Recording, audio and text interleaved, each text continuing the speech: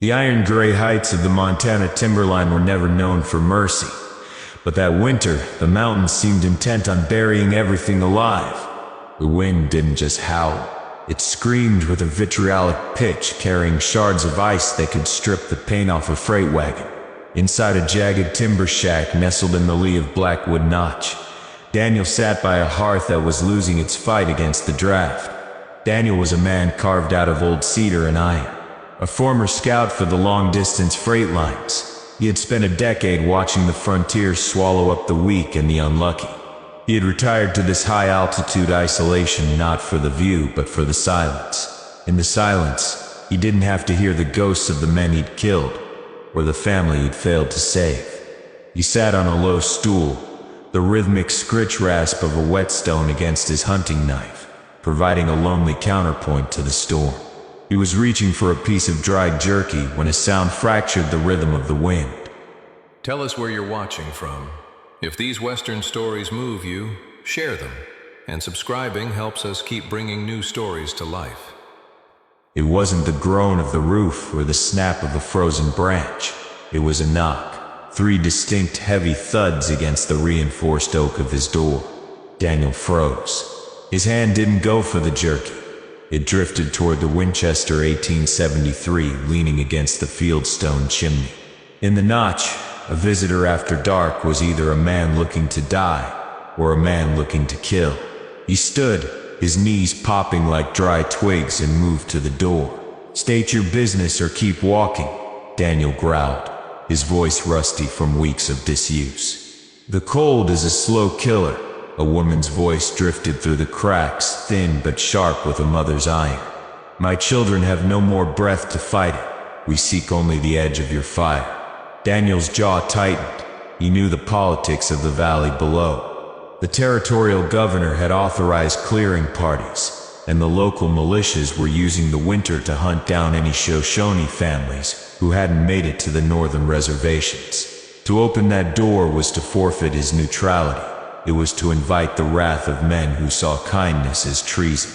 He closed his eyes for a second, seeing the face of his own son, lost to the great pox 5 years prior.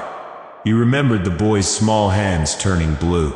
With a heavy sigh that felt like a surrender, Daniel threw the bolt. The wind nearly tore the door from its hinges. In the swirling white void stood a Shoshone woman named Kaya. Her buckskins were stiff with frozen sleet, and her hair was a tangled nest of frost. Tucked against her skirts were 3 children, the smallest barely 5 years old. They weren't crying. They were past that. They were simply vibrating with the final, desperate tremors of hypothermia. "Get in," Daniel commanded. "Fast." As they stumbled over the threshold, Daniel slammed the door and barred it. The cabin suddenly felt very small. The children, 2 boys and a girl, huddled together near the hearth, their eyes wide and glassy. Kaya stood by the door, her back straight despite the exhaustion. She watched Daniel with the wary intensity of a cornered cougar. "I am Daniel," he said, setting his rifle on the table but keeping it within reach. "There is coffee in the pot and salt pork in the larder. Get them warm before their blood stops moving." He didn't offer to help. He knew enough of her people to know that her pride was the only thing keeping her upright. He watched as she began to peel the frozen blankets from the children. The youngest boy's fingers were a terrifying shade of ivory. Daniel reached into a chest and tossed her a bundle of thick wool blankets he'd traded for in Fort Benton. "Use these," he said. "The buckskin is useless until it's dry." As the cabin began to thaw the family, the air filled with the scent of wet wool and wood smoke. Daniel moved to the small kitchen area, carving thick slabs of salt pork and dropping them into a skillet. The sound of the fat sizzling seemed to break a spell. The oldest boy, perhaps 12, looked at Daniel with a mixture of fear and profound curiosity. "You live here alone, Bear Man?" the boy asked, his voice shaking. "I live here because the trees don't ask questions," Daniel replied, though his tone wasn't as harsh as he intended. Coria took a cup of hot coffee from Daniel, her fingers brushing his. Her skin was like ice. "The regulators from the valley are 3 hours behind us," she said quietly. Her eyes locked on his. "They took our ponies at the river crossing. They believe we have something that belongs to the mining company. We have nothing but our lives." Daniel looked at the children. They were eating the salt pork now, tearing at it with a feral desperation. He thought about the men who would be out in this storm. Men like Silas Vane, hard-hearted mercenaries who got paid by the head. "Vane won't stop for the storm," Daniel muttered to himself. He looked at Coria. "Why didn't you head for the pass?" "The pass is choked with 10 feet of drift," she said. "Your cabin was the only light for 20 miles. It's a beacon for them too," Daniel said. The night wore on, the tension inside the cabin growing as the warmth returned to the children's limbs. Daniel found himself telling them stories, not out of a desire to entertain, but to drown out the sound of the wind. He spoke of the great buffalo herds that used to turn the horizon black, and of the hidden valleys where the grass stayed green even in January.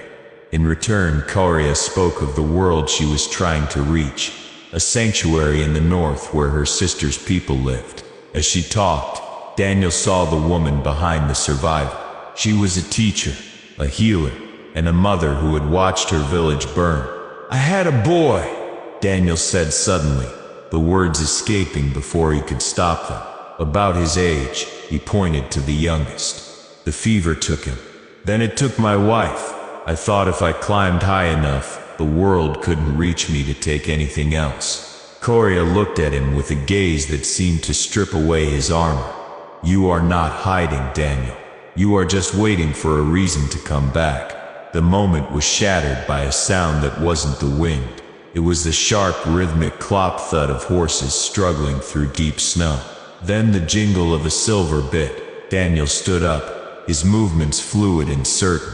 He blew out the single lantern, plunging the room into the orange-red glow of the dying fire. "Coria, get the children under the floorboards in the larder. There's a crawl space for the root cellar. Don't make a sound, no matter what you hear.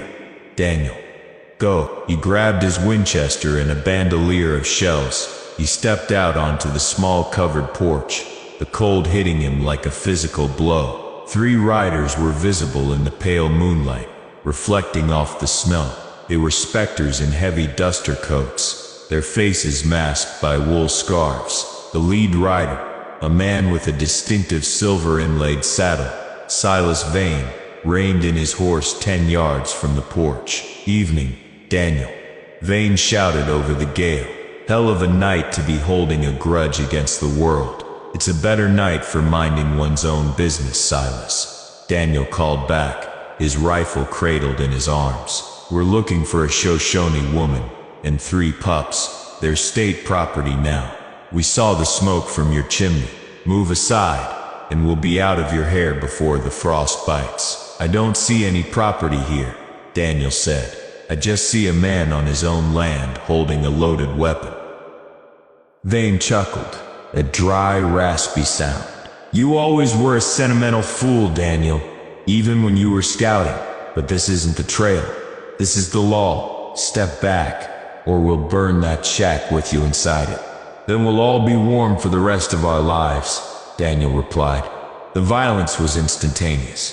Vane reached for his sidearm, but Daniel was faster. He didn't fire at Vane. He fired into the ground in front of the horses. The lead mares screamed and reared, throwing the line into chaos. Daniel used the confusion to dive behind a stack of cordwood on the edge of the porch.